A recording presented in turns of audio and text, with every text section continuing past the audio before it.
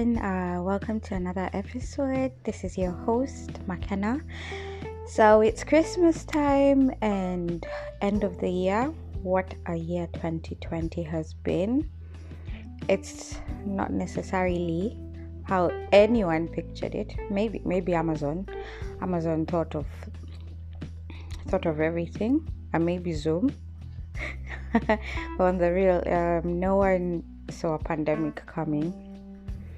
And I actually remembered the doctor from Wuhan, can't remember his name, the one who died, trying to get the word out, trying to make sure people know, and I salute him. Even though he's gone, I'm really grateful for people like him who sacrificed their lives. And there's another doctor in Kenya who died the other day, Mugusu, and for 5 months he's not been paid. He did not have PPE because the leaders of that nation decided to be corrupt and take the money that was expected or directed for PPE, and that is terrible. When you read some stories this year, you're thinking we're already fighting a pandemic. We are not going, we are fighting a pandemic. Then there's selfishness, there's corruption, there's weirdness. There was so many elections as well this year, changing ones. I mean, Joe Biden won in America. I didn't see that coming. I actually thought Mr. Trump will get back in. Okay, that was a surprise for me. And I hope for that nation things get better, especially with the race situation and the pay gap and healthcare. They have so many issues going on in that country.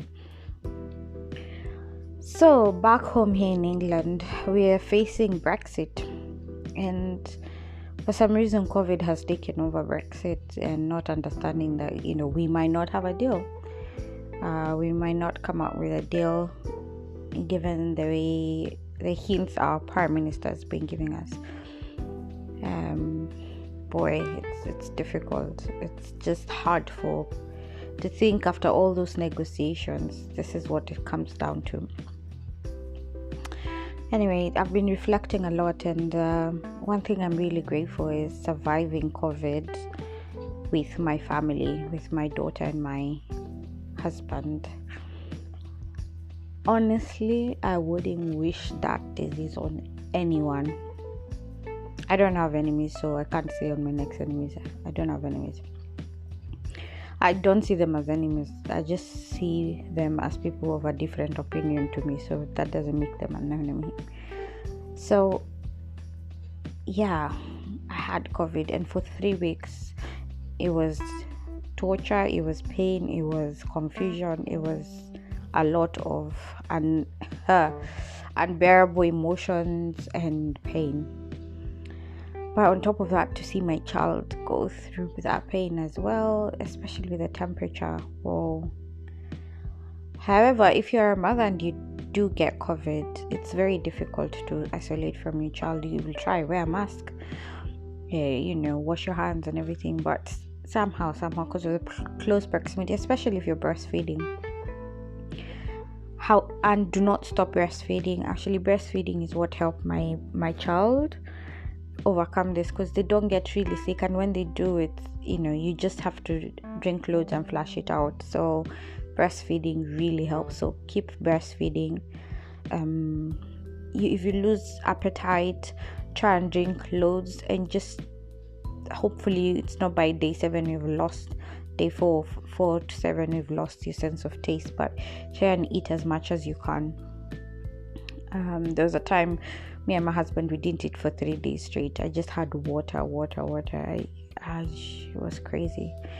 So I was just thinking how grateful I am for people who came and just shared good thoughts with us, prayed for us. I remember one day was really bad. It was very dicey. I felt like I'm going to see God. Like I was checking out. And I remember even telling my husband, if this is the last day, it's been real. So having survived that, I'm really grateful to God.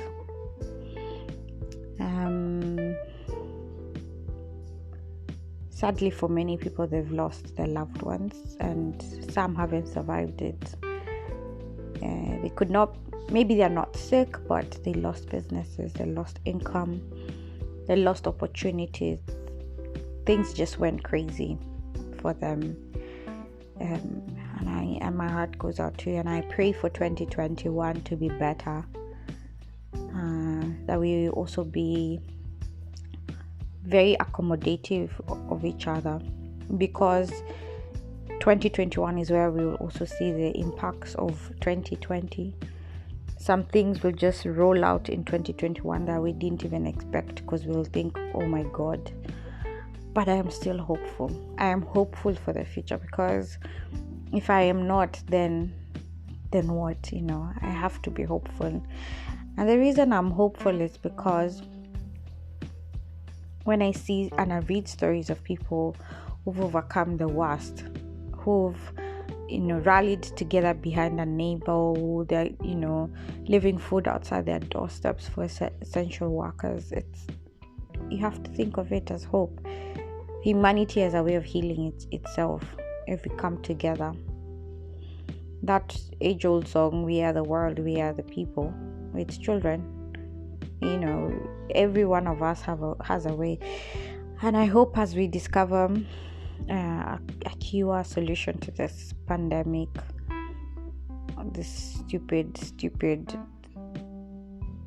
disease, that we'll remember that at one point we all needed each other.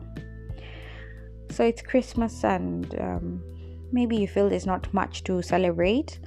Maybe you feel that what's there to celebrate? Maybe even it's not COVID that's got you down. It's you lost a loved one during this time, or your relationship ended, or something didn't come through for your business, and you're thinking, what's there to celebrate?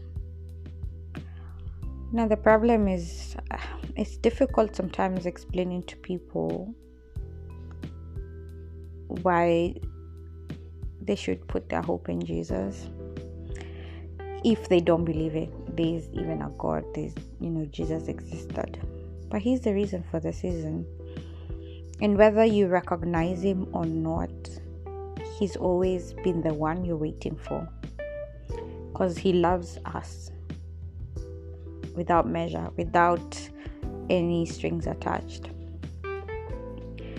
And I'm grateful for his birth and what he brings. See, his gift was long ago wrapped up for you, way before when you were born, way before the foundations of the earth. And I think for somebody to be that intentional, to be that loving, he's worth checking out. So Merry Christmas, and I hope you have a blessed time. And let's look forward to 2021, because I believe it will be better. Thank you for tuning into this episode of Crash Cinnamon. We're going to take a little break for Christmas, and just to be with family and reflect. And we'll be back in the new year with more stories on the series of The Everyday Woman and Then Some. I hope you've been enjoying them. I hope you've been inspired. Take care.